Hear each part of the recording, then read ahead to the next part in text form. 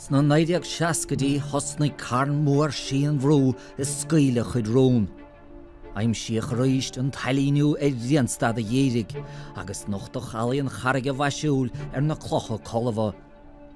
Nuair a fuireach amach gribh siad chóra seo 5,000 blian díos, chuir a char duiscint an nán ársa tóin thar ceann. Bhí sían bhrú 6 blian ní sinne ná na pyramidí san Éigipt. Ní lochtócha tuamaí a bháinna bhíonta, ach réaltólathe ilte a cheansaigh na spéirtha, agus a dhéine goid sainolalas a dheanna go buan sa taobh tíre.